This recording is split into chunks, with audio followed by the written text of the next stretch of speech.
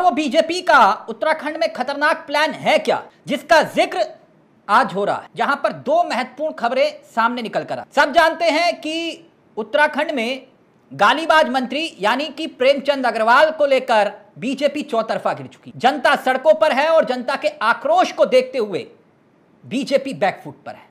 मगर बीजेपी ने एक खतरनाक प्लान तैयार किया है। वो प्लान टेस्ट एंड ट्रायल है और उस प्लान के तहत बीजेपी हर बार मुश्किल घड़ी से बाहर निकल आती है। जानते हैं दोस्तों क्या प्लान है? वो प्लान है हिंदू मुसलमान। उदाहरण देकर समझाते। उत्तराखंड में थूक जिहाद, लैंड जिहाद, फूक जिहाद, सब जिहाद चल रहे हैं। और अब रमजान के दौरान एक एक्शन शुरू हुआ। आप देख रहे होंगे बड़े बड़े चैनल्स में इस वक्त हेडलाइंस चल रही हैं। धाकड़ धामी ने मदरसों पर की कार्रवाई, धाकड़ धामी ने मदरसों पर लगाई लगाम, धाकड़ धामी एक्शन में और धाकड़ धामी मदरसों को करेंगे सील। इस तरह की हेडलाइंस चल रही हैं। यानी कि मुद्दे पर ध्यान भटकाने की एक कोशिश के तौर पर इसे देखा जा रहा है। हम ये कह रहे हैं कि अगर ये अवैध मदरसे हैं, कार्रवाई हो, जमकर हो। उत्तराखंड में अवैध मदरसे ही नहीं, जो भी कुछ अवैध है उस पर एक्शन होना चाहिए। मगर सवाल ये कि अवैध सिर्फ मदरसे ही है, और वो भी ठीक रमजान के वक्त, और वो भी ठीक जब मंत्री प्रेमचंद अग्रवाल के इस्तीफे की मांग हो रही हो। ये तो रही पहली खबर।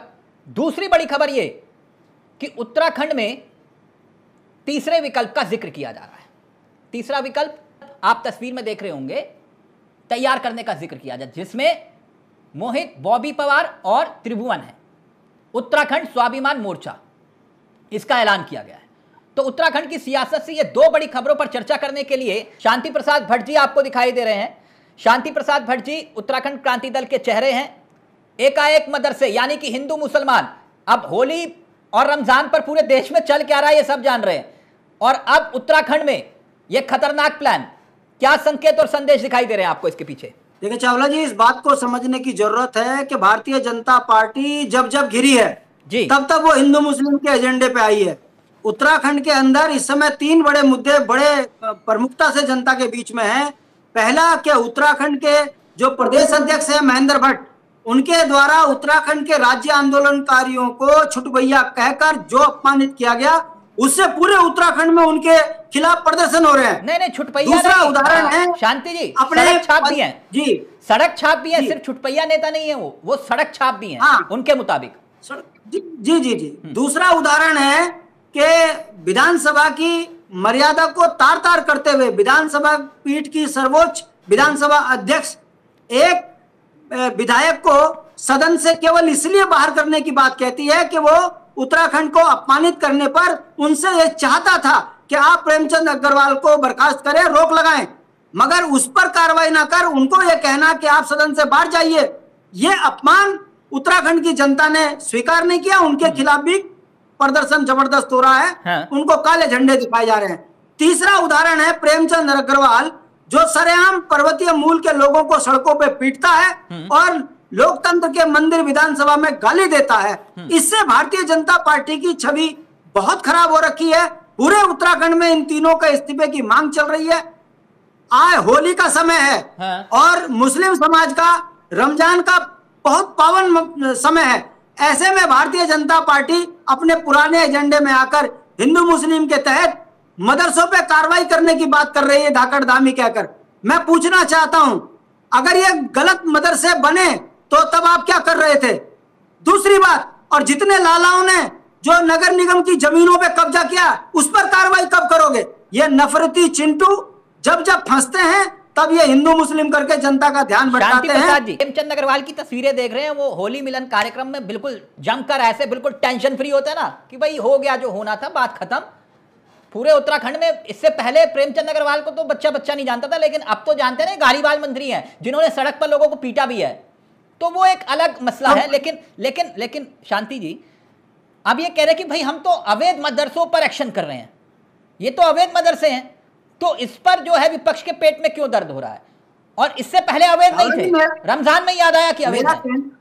अगर केवल और केवल मदरसे करते हो तो हम कहते हैं देहरादून के अंदर तमाम सरकारी जमीनों में बड़े बड़े मॉल बना दिए भाजपा के नेताओं ने, उन पे कार्रवाई कब होगी? तो सो कॉल्ड धाकड़ धामी जो माहौल उत्तराखंड में बना रहे हैं कि भाई केदारनाथ धाम को लेकर कभी कह दिया कि लव जिहाद, लैंड जिहाद, थूक जिहाद। किसी ने सुना था नगर निगम के चुनाव में भी ये सब बातें जो है एक मुख्यमंत्री मंच से कहेगा? हुआ ना, ये सबने देखा। तो वो जानते हैं कि हम धर्म की अफीम दे देंगे और जनता जो है कोई दिक्कत नहीं, सब प्रेमचंद अग्रवाल को भूल जाएंगे। इसमें दिक्कत क्या है? हम ये देख रहे हैं कि जनता के सामने थूक जिहाद, लव जिहाद ये कर रहे हैं, जनता उसमें फंस रही है, इनको वोट मिल रही है, इसलिए हद से सीमाएं पार कर चुके हैं। अभी देश में औरंगजेब को जिंदा कर रही है हमारी मीडिया। जैसे उदाहरण के तौर पर होली पर हिंदू मुसलमान हो रहा है, यूपी में तो ये कहे कि भैया पुलिस ही अफसर कह रहा है कि भैया हिंदू मुसलमान में वो मकशूल है। तो मेरा ये कहना है कि जो इस वक्त उत्तराखंड के हालात हैं उसके लिए तो आप लोग भी जिम्मेदार हैं ना। मैं उदाहरण दूं, उदाहरण के तौर पर अगर विपक्ष मजबूत होता तो क्या गणेश जोशी जिनके ऊपर आय से अधिक संपत्ति का मामला था, उस मंत्री का इस्तीफा लेते कि नहीं लेते? अगर आप लोग मजबूत होते, विपक्ष मजबूत होता। कांग्रेस पूरी तरह से सरेंडर कर चुकी है, मित्र विपक्ष की भूमिका में है, उनके नेता मित्र विपक्ष की भूमिका में है। यूकेडी जिस दल के आप नेता हैं, इससे कभी एक उम्मीद देखी गई थी, वो उम्मीद धराशायी हुई, क्योंकि जब जनता ने आप लोगों को मौका दिया तो आप लोग भी सत्ता की गोद में जाकर बैठ गए। जनता ने मौका दिया ना आपको। शांति जी गलत तो नहीं कह रहा? जनता ने विकल्प के तौर पर आपको देखा। क्या दिवाकर भट्ट को, मेरी बात पूरी आ जाए, जनता, क्योंकि जनता की याददाश्त तेज है, मुझे मालूम है उत्तराखंड की। क्या दिवाकर भट्ट को जनता ने चुन के नहीं भेजा ना? क्या प्रीतम पवार को जनता ने चुनकर नहीं भेजा? क्या ओम गोपाल रावत को जनता ने चुनकर भेजा नहीं भेजा? आप लोग जिस उत्तराखंड को बचाने की कसम खा रहे थे, उत्तराखंड को जब तबाह किया जा रहा था, तब आपने सत्ता में भागीदारी दी और सत्ता की गोद में जाकर बैठ गए, और नतीजा ये है आप लोगों के सामने। मैं जो बात कहूंगा चावला जी, आप पत्रकार हो और जब राज्य बना था तो आपकी शुरुआत उत्तराखंड से हुई है जी। और आप अच्छी तरह जानते हैं जो मैं बात बोलूंगा, यदि उसमें कुछ गलत हुआ तो आपके सामने क्षमा मांग लूंगा, वरना आरोप मैं बता दूंगा कि क्यों उत्तराखंड क्रांति दल को बदनाम किया जा रहा है। आपने कहा अगर हम सदन में होते, तो मैं आपको उदाहरण दे दूं।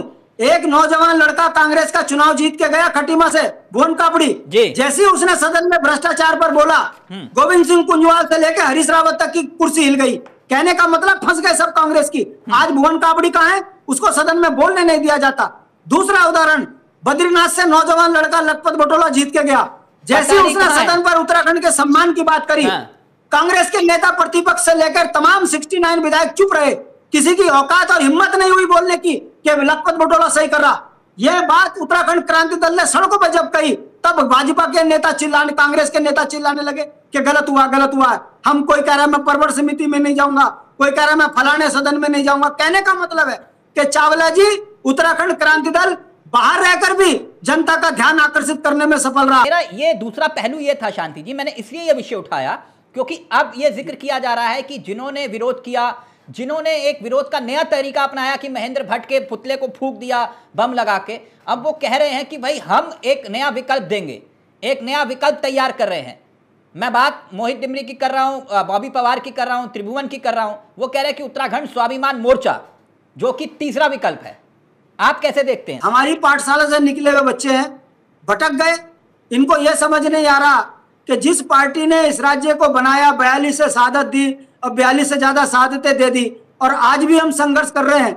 ऐसे में ये बच्चे किनके इशारों पे विकल्प बनने की बात कर रहे हैं, मुझे इस पे कुछ नहीं कहना, इनको बधाई। बात कर रहे हैं, आप कह रहे हो ना कि किसी के इशारे पर काम कर रहे हैं। वो कौन है, किसके इशारे पर काम कर रहे हैं, बताइए।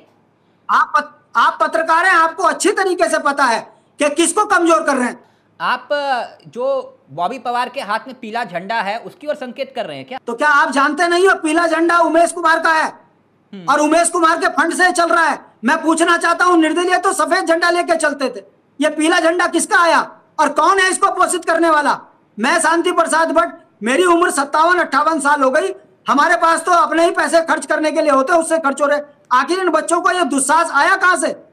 ये मैं आपके माध्यम से पूछना चाहता हूं, क्या बॉबी पवार ने वो 20-25 हजार बेरोजगारों को रोजगार दिलवा दिया? मैं आपके माध्यम से पूछना चाहता हूं कि उत्तराखंड के अंदर आप जिस तरीके की राजनीति कर रहे हो, मुझे तो तमाम बेरोजगार बच्चे यही बोल रहे हैं कि भाई साहब हमारे कंधे पे इस्तेमाल कर कर ये तो नेता बनने एक ख्वाब देख रहे। अभी उम्र के 4 दिन का संघर्ष नहीं है और अभी से मुख्यमंत्री पद के बंटवारे हो रहे। राजनीतिक अनुभव क्या कहता है? क्योंकि ये बिल्कुल संकेत साफ है कि मंत्री का इस्तीफा नहीं होगा। अगर होगा तो फिर आप लोग मांग करोगे कि भाई वो जो जिसके ऊपर आय से अधिक संपत्ति का मामला है, मान्य श्री श्री श्री श्री गणेश जोशी जी, जिन्होंने पता नहीं कहां से इतनी संपत्ति इकट्ठी कर ली, जो लोग बोलते हैं, मैं नहीं कहता।